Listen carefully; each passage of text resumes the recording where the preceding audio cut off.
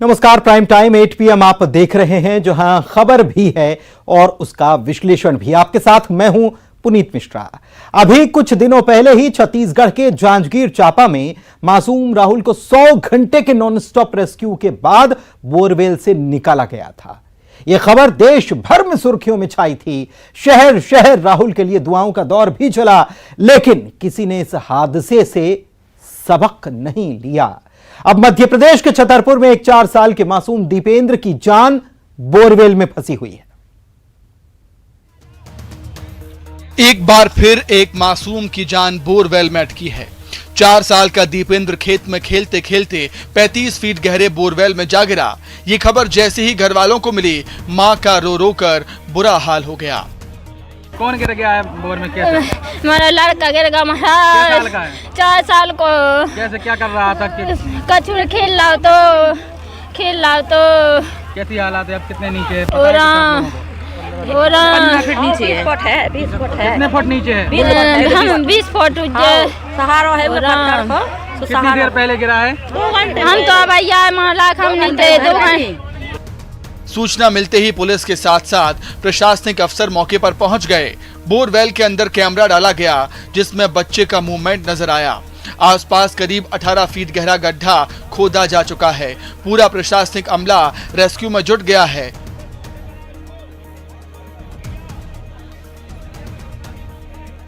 इस वक्त हम खड़े नारायणपुरा गांव में, जहां पर एक मासूम बोरवेल में खेलते खेलते गिर गया है और करीब अभी उसको गिरे हुए 4 घंटे ज़्यादा हो चुके हैं। प्रशासन द्वारा रेस्क्यू ऑपरेशन लगातार किया जा रहा है। अपनी देखिए तस्वीरों में देख सकते हैं किस तरह से जेसीबी की 3 मशीनें यहां पर रेस्क्यू ऑपरेशन में लगी हुई हैं। एसडीआरएफ की लोकल की टीम भी यहां पर मौजूद है, वहीं एनडीआरएफ की टीम यहां पर पहुंचने वाली है। देख सकते हैं बगल से ही बोरवेल की गड्ढा खोदा जा रहा है। लगभग 10 से 12 फीट गड्ढा यहाँ पर खोदा जा चुका है।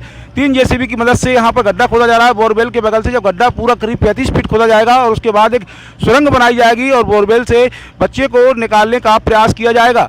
हम ये बता दें कि यहाँ पर जो बच्चे के परिजन हैं, 4 साल के मासूम के परिजन हैं, वह लगातार परेशान है, रो रो कर उनका बुरा हाल है। वहीं ग्रामीण भी भारी संख्या में यहाँ पर पहुँचे हैं और ईश्वर से जो है बच्चे को सकुशल बाहर निकालने की प्रार्थना भी कर रहे हैं। लेकिन बारिश का दौर रुक रुक कर यहाँ पर जारी है और बारिश की वजह से हम देख सकते हैं किस तरह से पूरा जो खेत है, ये खेत में पूरी मिट्टी जो है गीली मिट्टी है और यहाँ पर चलना भी दूभर हो गया है लोगों का। यहाँ इसी वजह से यहाँ पर हम बता दें कि जो रेस्क्यू ऑपरेशन का सामान था उसको पहुँचाने में भी प्रशासन को कड़ी मशक्कत करनी पड़ी है। देखिए हम तस्वीरों में देख सकते हैं किस तरह से यहाँ पैदल चलना भी दूभर है और लोग यहाँ पर जो है प्रशासन की टीम है और लोग भी यहाँ पर मौके पर पहुँचे हैं और लगातार जो है बच्चे को बचाने का प्रयास प्रशासन की टीम द्वारा किया जा रहा है। फिलहाल अभी 10 से 12 फीट गड्ढा खोदा जा चुका है और अभी जल्द ही और भी बड़ा गड्ढा यहाँ पर खोदा जाएगा। उसके बाद एक सुरंग बनाई जाएगी और उसके बाद ही अब बच्चे को सकुशल बाहर निकाला जाएगा। बता दें कि यहाँ पर बच्चे के लिए एक जो है ऑक्सीजन की व्यवस्था भी की गई। पाइपलाइन से उसको ऑक्सीजन ही मिल रही है। बच्चा बीच बीच में आवाज़ भी दे रहा है। तो कहीं ना कहीं ये अभी जरूर है कि जो बच्चा है वो सकुशल है और प्रशासन का दावा है कि जल्द से जल्द जो है बच्चे को सकुशल बाहर निकाल लेंगे। इसके लिए लगातार पुलिस और प्रशासन की टीम यहाँ पर रेस्क्यू ऑपरेशन में जुटी हुई है। देखना होगा कि आखिर कितना समय यहाँ पर लग जाता है बच्चे को बचाने में और बच्चा सकुशल ही बाहर निकलेगा, ऐसा प्रशासन का दावा है कि लगातार बच्चे की आवाज़ भी उन्हें सुनाई दे रही है। बच्चे को बचाने के लिए रेस्क्यू टीम के करीब 150 लोग लगे हैं। इसमें एसडीआरएफ, पुलिस, नगर पालिका और नगर सेना की टीम शामिल है। इसके अलावा करीब 300 से ज्यादा ग्रामीण भी मदद के लिए मौजूद हैं। बोरवेल में कैमरा डाला गया है। बच्चा 30 से 40 फीट की गहराई पर फंसा हुआ है। बोरवेल के समानांतर खुदाई भी की जा रही है। बारिश के चलते कीचड़ हो गया है, इससे रेस्क्यू में थोड़ी दिक्कत आ रही है। हालांकि सुरंग बनाकर बच्चे को सुरक्षित निकालने की कोशिश भी की जा रही है। बताया जा रहा है कि छतरपुर के नारायणपुरा के रहने वाले अखिलेश यादव का 4 साल का बेटा दीपेंद्र यादव परिवार के साथ खेत पर गया था, जहां खेलते खेलते बोरवेल में गिर गया। कलेक्टर का कहना है कि मासूम दीपेंद्र 40 फीट की गहराई पर फंसा हुआ है। बच्चा बात कर रहा है। बोरवेल में ऑक्सीजन सप्लाई शुरू कर दी गई है। बारिश होने से रेस्क्यू में परेशानी हो रही है। परिजन के मुताबिक उन्होंने 1 साल पहले ही बोर करवाया था। पानी नहीं निकलने के चलते बोरवेल को कटीली झाड़ियां रखकर बंद कर दिया गया था।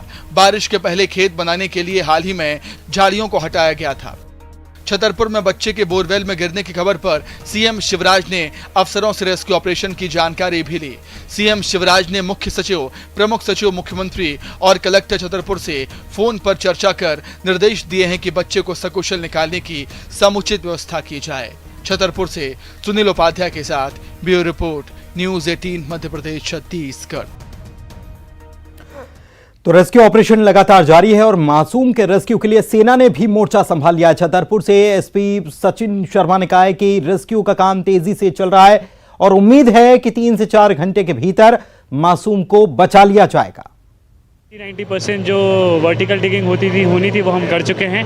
थोड़ा सा और करके फिर हमें हॉरिजॉन्टल करना होगा या टनल हमको क्रिएट करना होगा और यदि सब कुछ ठीक रहा तो अगले 3-4 घंटे में हम बच्चे को सेफली रेस्क्यू कर पाएंगे। एनडीआरएफ की टीम कहाँ से आ रही है सर और सेना की मदद ली है? आर्मी यहाँ पे पहुँच चुकी है, बाकी एसडीआरएफ और एनडीआरएफ की टीमें जल्दी यहाँ पे पहुँचेंगी और उनके पास भी जो विशेष इक्विपमेंट्स होते हैं उनके इस्तेमाल से यदि उनकी मदद हो पाती है तो ठीक है, वरना फिर जो हमारे पास संसाधन है उन्हीं के माध्यम से हम इसमें जल्दी से जल्दी रिकवरी करेंगे। तो उदयपुर में हुई हैवानियत भरी हत्या की जांच एनआईए ने शुरू कर दी है। शुरुआती जांच में दोनों ही आरोपियों के कनेक्शन आईएसआईएस से होने की बात सामने आई है, ऐसा सूत्रों के हवाले से जानकारी है। आरोपी रियाज के आईएसआईएस से तार जुड़े हुए हैं। मुजीब के साथ बेहद करीबी संबंध हैं, ये भी सूत्र बताते हैं। इधर मध्य प्रदेश में उदयपुर कांड के बाद सुरक्षा के पुख्ता इंतजाम किए गए हैं। सीएम, गृह मंत्री दोनों ने इसको लेकर बैठक भी की और सुरक्षा के निर्देश भी दिए सुरक्षा इंतजाम करने के। बढ़ते हैं आगे। AIMIM all India Majlise Ittehadul Muslimeen के चीफ असदुद्दीन ओवैसी ने निकाय चुनाव में एंट्री मारी है। एमपी में तीसरी ताकत बनने की गरज से की है क्या ये उनकी एंट्री? निकाय के नतीजों के बाद तैयारी 2022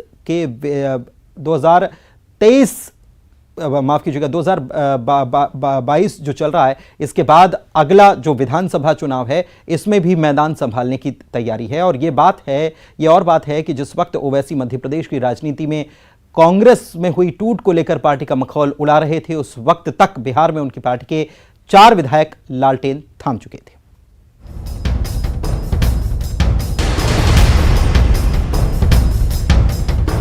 राजनीति की पिच पर बाउंसर ऐसे ही होते हैं।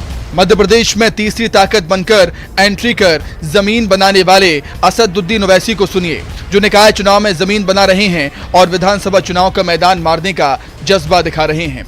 लेकिन जिस वक्त एमपी में कांग्रेस की टूट का मजाक उड़ा रहे थे, उस वक्त तक बिहार में उनके 4 विधायक लालटेन थाम चुके थे।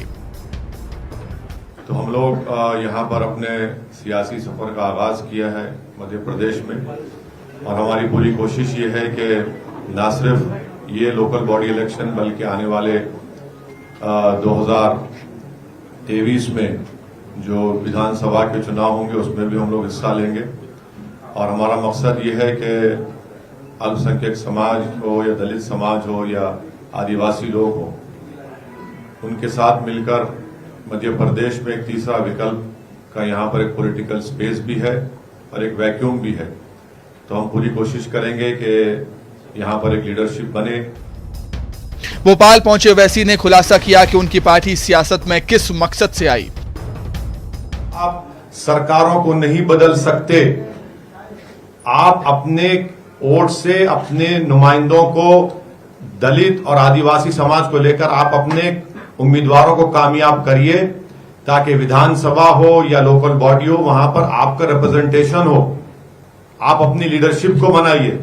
तो ये हमारी लड़ाई सत्ता में आने की नहीं है, हमारी लड़ाई हिस्सेदारी की लड़ाई है।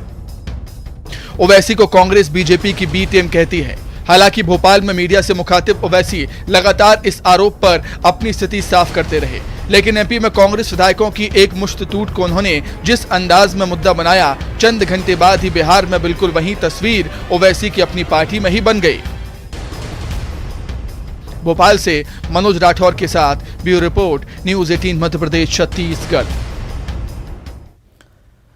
तो AIMIM ने एमपी विधानसभा के रण में भी उतरने का फैसला किया है। इसके पहले AIMIM निकाय चुनाव में अपनी जमीन तैयार कर रही है। ओवैसी ने बयान में कहा कि मुसलमानों को लीडरशिप में हिस्सेदारी मिले, लेकिन एमपी में जमीन तलाश रहे ओवैसी को बिहार में बड़ा झटका लगा और 5 में से 4 विधायकों ने आरजेडी को अब ज्वाइन कर लिया है। बढ़ते हैं।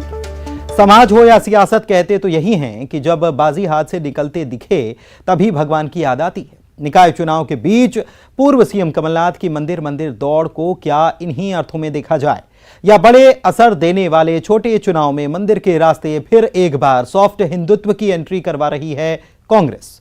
उज्जैन में महाकाल की पूजा के बाद अब कमलनाथ निकाय चुनाव में कांग्रेस की जीत के लिए छिंदवाड़ा में विशेष अनुष्ठान करवाने जा रहे हैं।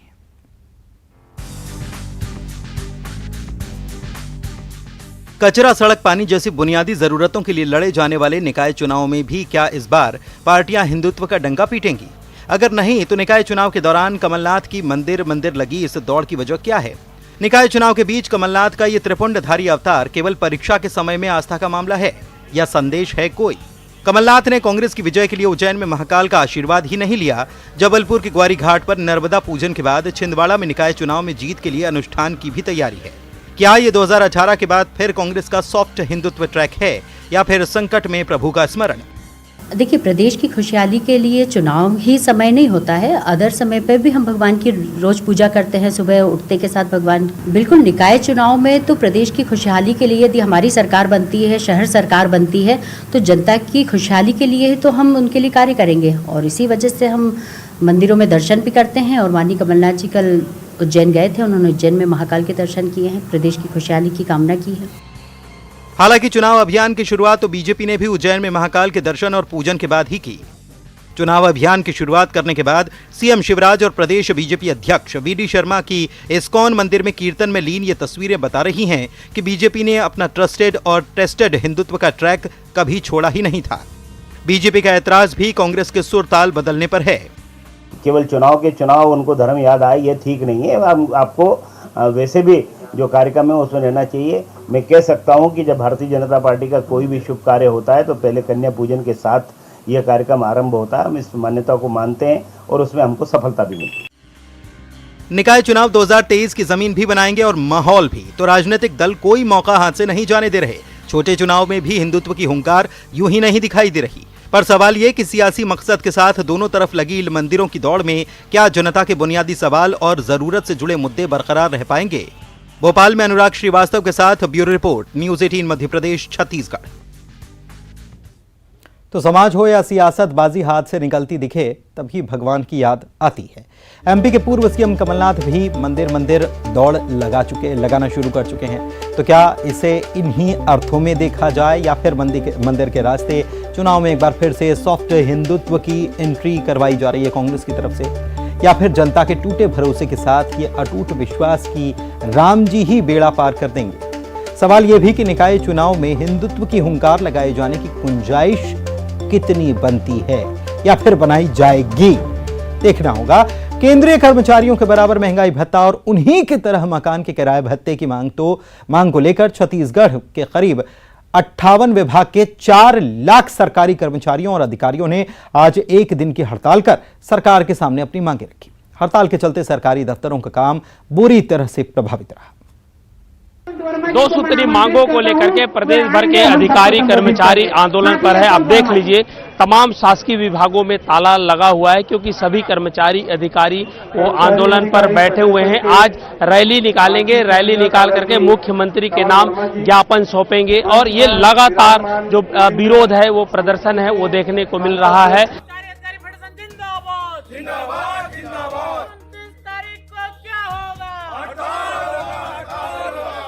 केंद्र के समान 34% महंगाई भत्ता और 7वें वेतनमान के मुताबिक मकान किराया भत्ता की मांग को लेकर छत्तीसगढ़ के अधिकारी और कर्मचारी सामूहिक अवकाश लेकर हड़ताल पर चले गए हैं।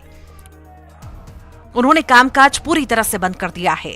नया रायपुर के इंद्रावती भवन को बंद कर दिया गया, जिसके चलते प्रदेश भर से आए लोग परेशान होते रहे। कर्मचारियों और अधिकारियों की इस प्रदेश व्यापी हड़ताल के चलते सभी जगह कलेक्ट्रेट, तहसील में कामकाज प्रभावित हुआ है। जो 2 प्रमुख मांगे हैं कि जो महंगाई भत्ता है, जो 34% मिल रहा है, वो हमें मिलना चाहिए। और दूसरा जो HRA है, वो जो 10% हमको मिल रहा है, बाकी लोगों को 20% मिल रहा है, वो हमारा 20% होना चाहिए। जो अंतर है वो बहुत ज्यादा हो गया है। पहले 2 या 3% का हुआ करता था, आज की तारीख में हम 22% पा रहे हैं, वहाँ 34 है। रहा सवाल जुलाई का, तो जुलाई में अन्य जो डिपार्टमेंट है विभाग उनके भी डीए बढ़ते जाएगा और फिर ये अंतर और ज्यादा बढ़ जाएगा। सारी मंत्रालय से लेकर पीडब्ल्यूडी, शिक्षा विभाग, सभी कार्यालयों में पूरी तरह ताला बंद करके जो है हड़ताल की जा रही है, क्योंकि हमारी सिर्फ और सिर्फ एक मांग है यहाँ पर कि केंद्र के समान 34% हमको महंगाई भत्ता प्रदान किया जाए। कलम बंद काम बंद पर राज्य के कर्मचारियों ने पहले अपने अपने दफ्तरों में धरना दिया, फिर रायपुर के बूढ़ा तालाब धरना स्थल पर पहुंचकर रैली निकाली और मुख्यमंत्री के नाम ज्ञापन सौंपा। प्रदेश के 58 विभाग के कर्मचारियों ने कलम बंद काम बंद आंदोलन किया है। इस हड़ताल में प्रदेश के 4 लाख से ज्यादा सरकारी कर्मचारी शामिल रहे। कर्मचारियों के एक साथ सामूहिक रूप से अवकाश पर जाने से तहसील, कलेक्ट्रेट, पटवारी समेत तमाम सरकारी दफ्तरों के कामकाज बुरी तरह प्रभावित हुए। दरअसल केंद्र सरकार अपने कर्मचारियों को 34% महंगाई भत्ता दे रही है, जबकि छत्तीसगढ़ के कर्मचारियों और अधिकारियों को केवल 22% महंगाई भत्ता मिलता है। अब केंद्र ने जुलाई से अपने कर्मचारियों को 5% महंगाई भत्ता बढ़ाकर देने का ऐलान किया है। इसके बाद राज्य के सरकारी कर्मचारी लगातार महंगाई भत्ता बढ़ाने की मांग कर रहे हैं। रायपुर से युगल तिवारी के साथ bureau report, news 18 Madhya Pradesh, Chhattisgarh. और इसी के साथ प्राइम टाइम 8 PM के इस बुलेटिन में फिलहाल इतना ही। नमस्कार।